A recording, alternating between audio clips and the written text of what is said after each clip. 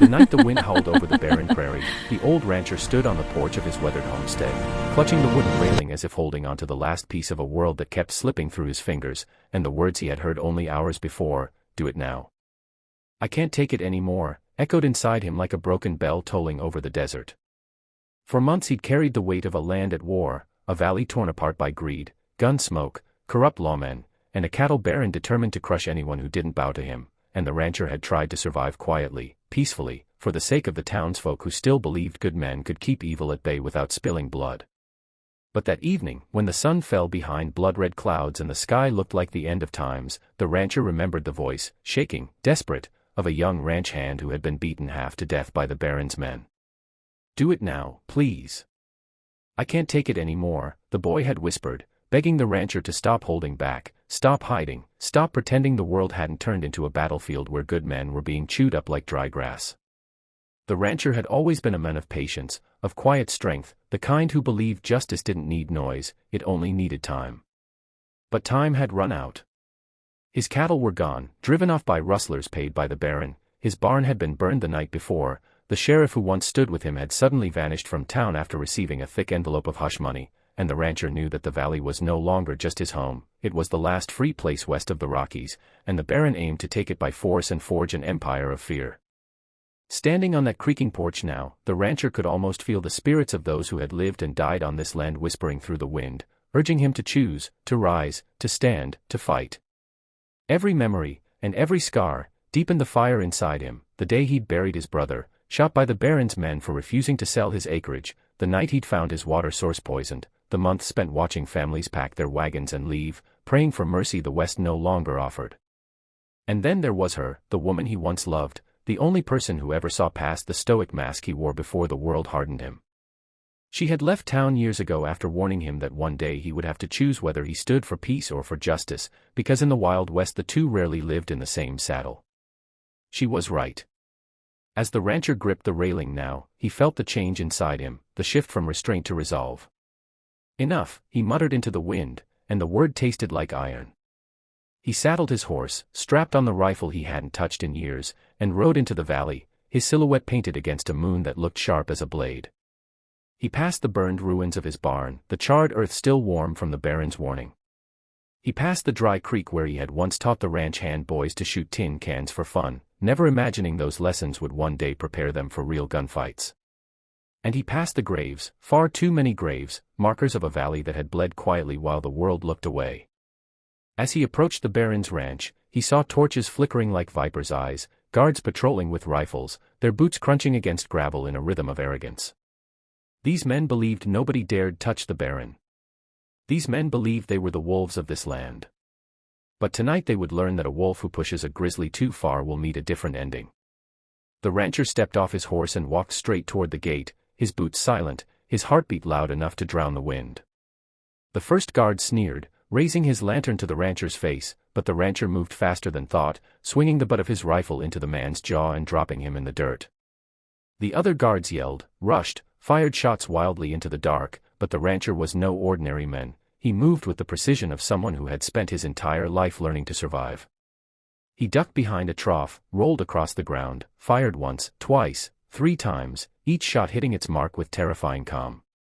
Within minutes the yard was quiet, save for the crackle of torches and the groans of wounded men. And then the baron stepped out onto his porch, smug and untouchable, adjusting his vest as if the night were just another show put on for his amusement. "You should have stayed on that broken piece of land you call home," the baron said, smiling coldly. "It was only a matter of time before you folded like the rest." But the rancher didn't fold. He didn't flinch. He simply raised his rifle and said, "You took everything. And now you face the men you made." The baron reached for his gun first, but the rancher's shot came before the metal even cleared the holster. The echo of the gunfire rolled across the valley like thunder splitting the sky, and the baron fell to his knees, stunned, furious, defeated. The rancher stepped closer, towering over the men who had brought so much suffering. "This land isn't yours," he said. "It never was." And with that final, decisive act, the baron's reign ended. But the story didn't end there, because what happened next changed the entire Wild West forever. Word spread across the frontier like wildfire. the rancher who stood alone against an empire had won. Families who had fled returned to rebuild. The sheriff reappeared and faced justice for his betrayal. The ranch hand, once broken, now recovered and led a group of young riders determined to protect the valley. And the rancher, scarred, hardened, but unbroken, became a symbol, a legend, a reminder that one man's courage could ignite hope across an entire land. They wrote his story across newspapers, whispered it in saloons, sang it in campfire songs. And years later, when the woman he once loved returned and saw the valley thriving, she walked up to him and said, "You did what nobody else had the courage to do." But the rancher only shook his head and replied, "I did what needed doing." And with that, the Wild West stepped into a new chapter, one shaped not by fear, but by the legacy of a man who answered a desperate plea, "Do it now. I can't take it anymore." The valley woke the next morning to a silence so strange it felt holy, as if the land itself was holding its breath after the Baron's fall, and the rancher, exhausted, bruised, and running on nothing but grit, rode slowly through the town that had once been bowed under fear. People stepped out of their homes cautiously, staring at him like they were seeing a miracle ride by on horseback, and for the first time in years he saw something in their eyes he thought had died forever: hope. But hope was fragile, and the rancher knew the Baron's death wouldn't end everything. A power vacuum in the West was like blood in the water, and men far worse would soon hear the news. As he tied his horse outside the old saloon, he heard whispers inside: gamblers, drifters, bounty hunters already debating who would try to claim the valley next. Some praised him, others cursed him for upsetting the balance that kept the lawless fed. He pushed through the doors, his presence silencing the room, and ordered water instead of whiskey, a small defiance that said he wasn't here to celebrate, he was here to prepare. That's when the saloon doors creaked open and she entered, the woman from his past, her eyes carrying storms he still remembered. "You think killing the Baron ends this?" she asked quietly, sliding into the seat across from him. "Men like him don't die alone.